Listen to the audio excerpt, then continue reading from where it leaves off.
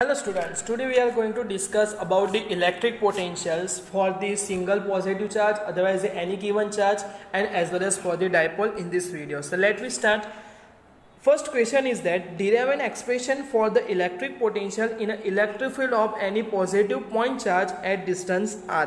Okay ये question बहुत सारी बार बोर्ड में भी पूछा गया है, तो आपको ये क्वेश्चन उसके हिसाब से प्रिपेयर करना रहेगा अंदर, बराबर। तो यहाँ पे क्वेश्चन में क्या बोला गया है कि you have to consider one positive point charge, और उसका जो भी इलेक्ट्रिक फील्ड का रीजन है वहाँ पे आपको वो पॉइंट चार्ज है वहाँ से r डिस्टेंस पे एक और पॉइंट लेना है, और वहाँ पे आपको इलेक्ट्रिक पोटेंशियल की क्या करनी है भाई, वैल्यू फाइंड करनी है, यानी कि उसका इक्वेशन आपको डिराइव करना है अंदर, बराबर। तो सबसे पहले आप ऐसी फिगर बना सकते हो अंदर, यस और नो, और फिर आपको जो फिगर में ड्रॉ किया उसको एक्सप्लेन करना है थोड़ा बहुत, यानी कि फिगर का डिस्क्रिप्शन देना है कि suppose we are considering point charge that is capital Q which is located at the origin, okay. फिर वहाँ से हम क्या कर रहे हैं कि भाई r जितने डिस्टेंस पे एक point P consider, and at point P we are try to find the electric potential. समझ में आ रहा है? अब एक्चुअल में इलेक्ट्रिक पोटेंशियल है तो है क्या, वो एक्चुअल में क्या है, कोई पॉजिटिव चार्ज है, यूनिट पॉजिटिव चार्ज, उस पर होता वर्क ही है, यानी कि आप जो भी वर्क कर रहे हो, जो भी टेस्ट चार्ज पे कर रहे हो, उससे डिवाइड कर दो, बराबर। तो ये जो फॉर्मूला बनती है उसको हम क्या बोलते हैं, V बोलते हैं अंदर। समझ में आ रहा है सबको इतना पार्ट? तो हम क्या करेंगे कि यहाँ पे एक यूनिट पॉजिटिव चार्ज जिसको हम क्या बोलते हैं, टारगेट या तो फिर प्रोजेक्टाइल चार्ज बोलेंगे अंदर, और ये जो हमारा है वो क्या है, सोर्स चार्ज है अंदर, बराबर। तो हम क्या कर रहे हैं, उसको इनफाइनाइट डिस्टेंस से कोई P पॉइंट पे ला रहे हैं, और कैसे ला रहे हैं, अगेंस्ट द रिपल्सन ला रहे हैं अंदर, क्योंकि ये भी पॉजिटिव है, तो दोनों एक दूसरे को रिपल्स करेंगे, यानी कि इलेक्ट्रिक फील्ड की अगेंस्ट में लाया हुआ। So whatever you are doing here work, बराबर, that work for a unit positive charge can be consider as the potential, बराबर। आपको जो वर्क करना है वो खाली यूनिट पॉजिटिव चार्ज के लिए ही करना है अंदर, बराबर। तो यहाँ पे उन्होंने स्टार्टिंग से वही चीज स्पेसिफाई की है, the work done in bringing a unit positive test charge from where infinity to the point P for Q which is a positive, the work done is against the repulsive force on the test charge is positive, बराबर। तो यहाँ पे हो क्या रहा है अंदर कि आप उसको ला रहे हो तो कैपिटल Q की जो इलेक्ट्रिक फील्ड है उसके अगेंस्ट में ला रहे हो, यानी कि वो रिपल्सन जिस डायरेक्शन में कर रहा है उसके अपोज में ला रहे हो, तो यहाँ पे आपका वर्क डन आपको पॉजिटिव लेना है। Since the work done is independent of the part we choose the convenient part along the radial direction from infinity to the point P।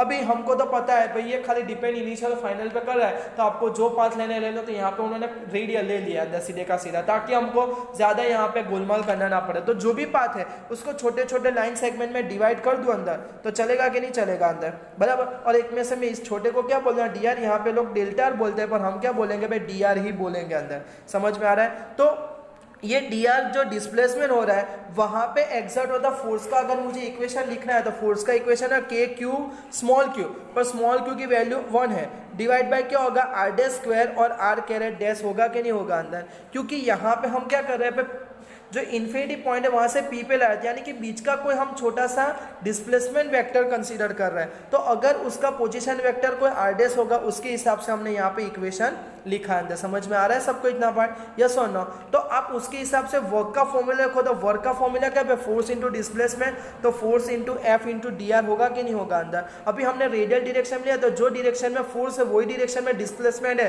तो दोनों के बीच का एंगल 0 हो जाएगा, यस और नो? और cos 0 की वैल्यू आपको क्या मिलेगी, 1 मिलेगी, इसलिए हम डायरेक्ट FDR लिख सकते हैं, बराबर। और यहाँ पे आपका जो F का इक्वेशन है वो तो लिख दो, KQ divide by R square, और मल्टीप्लाई बाय क्या होगा, डेल्टा R, पर हम हर जगह DR ऐसा लिखेंगे, और आपको यहाँ पे जो वर्क मिलेगा वो भी क्या मिलेगा, डिफरेंशियल वर्क मिलेगा अंदर। समझ में आ रहा है? अब यहाँ पे आप जो वर्क कर रहे हो वो अगेंस्ट कर रहे हो, that's why we are placing minus sign here, बराबर। और मैंने पहले भी बोला था भाई आपको वर्क डन आप खुद कर रहे हो तो आपको माइनस रख ही देना है, वहां पे कुछ सोचना नहीं है अंदर। समझ में आ रहा है? पर ये तो क्या हुआ भाई, खाली छोटे DR का हुआ, हमको तो टोटल वर्क डन फाइंड करना है, तो उसके लिए क्या करना पड़ेगा, इंटीग्रेशन कहाँ से कहाँ तक का, इन्फिनिटी से आ रहा हो कहाँ तक आ रहा हो, P पॉइंट तक, तो P पॉइंट का पोजीशन वेक्टर क्या है भाई, R है, तो आपको सिंपली इंटीग्रेशन करना है। अभी K और कैपिटल Q दोनों कॉन्स्टेंट वो तो बाहर आ जाएंगे, तो माइनस KQ क्या आ जाएगा, बाहर आ जाएगा, तो अंदर क्या बचेगा, 1/r² इंटू DR बचेगा कि नहीं बचेगा अंदर, हाँ के ना? चलो 1/r² का इंटीग्रेशन क्या होगा, r² को ऊपर ले जाओ, r⁻² इंटीग्रेशन क्या कर देते, एक पावर ऐड कर देते और उसे ही डिवाइड कर देते, -2 + 1 क्या होगा -1। थोड़ा सिंप्लीफाई करो तो r⁻1 और यहाँ माइनस साइन ऊपर ले जाओ, पर हम नेगेटिव पावर को रिप्लेस करना हो तो डिनोमिनेटर में ले जाके पॉजिटिव कर सकते हैं, यानी कि r⁻² का इंटीग्रेशन आपको क्या मिला भाई 1/r माइनस साइन के साथ मिला अंदर। और यहाँ पे आपको लिमिट है भाई r और इन्फिनिटी, तो पहले भाई -1/r रहेगा बराबर, और फिर माइनस माइनस प्लस होगा क्योंकि ये माइनस है, और इंटीग्रेशन में जब दूसरी लिमिट रखते हैं उसके भी माइनस साइन प्लेस करते हैं, और 1/∞ आएगा। अब ये तो 0 है तो आपको ये आंसर क्या मिला -1/r, और ऑलरेडी -kq तो था ना, आगे कॉमन निकला था, और इंटू -1/r तो माइनस माइनस प्लस हो गया। तो फाइनली आपको वर्क डन का जो इक्वेशन है वो क्या मिला भाई kq/r मिला अंदर। अभी मैं पोटेंशियल की बात करूँ तो पोटेंशियल क्या है भाई, यूनिट पॉजिटिव पे जो आपने वर्क किया बराबर, इसलिए बोल रहे हैं कि from the definition of the electric potential VR, यानी कि R पोजीशन पे पोटेंशियल क्या है W/Q का, तो Q की तो वैल्यू 1 है क्योंकि हमने टेस्ट चार्ज की वैल्यू 1 ली थी, तो जो W का इक्वेशन है वही VR का इक्वेशन होगा, यानी कि kq/r। तो याद रखो F का इक्वेशन क्या था भाई kq²/r², उसी तरह इलेक्ट्रिक फील्ड में क्या हुआ, एक Q निकल गया, समझ में आ रहा है, और उसी तरह पोटेंशियल में क्या हुआ, अब एक R भी निकल गया अंदर, समझ में आया। तो सब इक्वेशन एक दूसरे के भाई जैसे ही लगेगा आपको अंदर, यहाँ पे दोनों दो थे, यहाँ पे एक क्यू होगा, यहाँ पे आर भी एक हो गया अंदर, समझ में आ रहा है सबको इतना पार्ट, यस और नो। फिर नेक्स्ट चीज बोली गई है कि draw the graph for the variation of potential with the distance R for a point charge Q बराबर। तो यहाँ पे सिंपली आपको क्या करना है भाई, E और V के बारे में कंपेरेटिवली बात करें तो आपने V का इक्वेशन देखा kq/r था, तो V प्रोपोर्शनल टू 1/r होगा, जबकि E की बात करो तो E प्रोपोर्शनल टू 1/r² होगा, यानी कि आप डिस्टेंस के साथ वेलोसिटी के चेंज की बात कर रहे हो तो वो क्या होगा भाई, इनवर्स प्रोपोर्शन में रिड्यूस होगा बराबर, जबकि इलेक्ट्रिक फील्ड है वो 1/r² के प्रोपोर्शन में होगी, इसलिए उसका ग्राफ है ना ज्यादा शार्प मिलेगा आपको अंदर, जबकि जो इनवर्स प्रोपोर्शन होता है उसका इतना शार्प आपको मिलता नहीं अंदर, समझ में आ रहा है। और वो दोनों अगर ग्राफ से देखो तो 1 जो वैल्यू होती है अंदर बराबर, तब V और E की वैल्यू आपको क्या मिलती है, ऑलमोस्ट सेम मिलती है अंदर, समझ में आ रहा है। तो यही चीज यहाँ पे समझाई गई है और कुछ नहीं है। और मेन चीज क्या बोलता है कि इलेक्ट्रोस्टैटिक पोटेंशियल का ये इक्वेशन शो करता है कि अगर मेरा Q पॉजिटिव है तो हमको पोटेंशियल की वैल्यू भी पॉजिटिव लेनी है, पर मेरा Q का वैल्यू अगर नेगेटिव होगा तो मुझे पोटेंशियल की वैल्यू भी क्या लेनी है भाई, नेगेटिव लेनी है अंदर, समझ में आ रहा है सबको इतना पार्ट, यस और नो बराबर। फिर बोल रहे हैं कि derive the relation between electric field and electrostatic field बराबर। तो हमको E का तो इक्वेशन पता है भाई क्या है, kq/r², तो उसका थोड़ा सेपरेट कर दो तो क्या होगा, kq/r इंटू 1/r होगा, तो इसका मतलब क्या है V है, तो उसका मतलब क्या E इक्वल टू क्या हुआ, VR हुआ कि नहीं हुआ अंदर, समझ में आ रहा है कि नहीं आ रहा है अंदर, यस और नो। एक मिनट, हाँ यहाँ पे क्या लोचा किया, एक मिनट फिर से, kq/r², अभी क्या होगा kq/r और इंटू क्या होगा 1/r होगा, सॉरी, तो E का इक्वेशन क्या होगा, V/r होगा, तो that's why V equal to क्या हुआ, ER हुआ। अगर आपने मैथ्स लिया है तो V यानी कि हम सब ER को हम शॉर्ट में इंजीनियर बोलते हैं, इंजीनियर का शॉर्ट फॉर्म ER है अंदर, जैसे डॉक्टर का DR है उसे इंजीनियर का ER है अंदर बराबर, तो इक्वेशन याद रह जाएगा। इलेक्ट्रिक फील्ड और V का वैसे भी हमको पता है दोनों के बीच में एक R का गैप था, तो मल्टीप्लाई कर दो, खत्म हो गया काम अपना, बराबर है। चल नेक्स्ट चीज आपको दी गई है कि what is the difference between electric potential and electric potential energy बराबर। तो इलेक्ट्रिक पोटेंशियल क्या है, वर्क डन ही है पर यूनिट पॉजिटिव चार्ज पे है, जबकि पोटेंशियल है कोई भी चार्ज पे अंदर बराबर। यूनिट की बात करें तो वर्क पर चार्ज है, यानी कि जूल पर कूलम है, जबकि इसका क्या है भाई, जूल है। इसका इक्वेशन लिख दो, इसका इक्वेशन डायमेंशन फॉर्मूला लिख दो, है ना, सिंपल एकदम बराबर। चलो नेक्स्ट हम किसकी बात करेंगे, डाइपोल के बारे में बात करेंगे। Derive the formula of the electric potential due to the electric dipole at a point from it बराबर। कोई भी डिस्टेंस पे आप पॉइंट ले लो तो हम क्या करेंगे, यहाँ पे जो डिस्क्रिप्शन दिया गया है हम उस तरह से नहीं, पर थोड़ा सिंपलिस्टिक वे में जाएंगे। तो आपको क्या करना है भाई, वाई एक्सिस पे एक +q ले लो, यहाँ पे -q ले लो, दोनों के बीच का डिस्टेंस 2a ले लो, यहाँ पे कोई p पॉइंट ले लो, ज्वाइन करो, समझ में आ रहा है सबको इतना पार्ट, हाँ के ना बराबर। और यहाँ से आपको एक परपेंडिकुलर खाली ड्रॉ कर देना है अंदर। ये वाले को आप क्या नाम दे दो भाई, R2 दे दो, ये वाले को R1 दे दो और ये R दे दो। अगर मैं सॉरी R दे दो खाली। अगर मैं ऐसा बोल रहा हूँ कि भाई मेरा जो 2a का डिस्टेंस है वो R की कंपेरिजन में बहुत क्या है भाई, छोटा है, यानी कि R की वैल्यू बहुत ज़्यादा है, तो मैं रफली बोल सकता हूँ कि भाई R1 approximately equal to R approximately equal to R2 बोल, एग्जैक्टली नहीं है पर नियर और सेम ही होंगे अंदर, अगर ये डिस्टेंस ज़्यादा है तो की बात है अंदर, समझ में आ रहा है। और दूसरा यहाँ पे जो एंगल बनेगा वही एंगल यहाँ पे भी बनेगा अंदर, समझ में आ रहा है सबको इतना पार्ट, यस और नो। क्योंकि यहाँ पे ये पॉइंट जो है 2a डिस्टेंस बहुत कम है तो बहुत नज़दीक नज़दीक रहेंगे अंदर, बराबर। अब हमको क्या करना है कि ऐसे फिगर ड्रॉ कर दी, फिर फिगर का डिस्क्रिप्शन करना आएगा कि भाई दो चार्ज ले लो जिससे 2a जितने डिस्टेंस पे रखा ताकि उसकी डायपोल मोमेंट क्या होगी q इंटू 2a होगी अंदर, समझ में आ रहा है। और डायरेक्शन हमको पता है कहाँ से कहाँ लेते हैं, नेगेटिव से पॉजिटिव साइड पे लेते हैं कि नहीं लेते डायपोल के अंदर, यस और नो।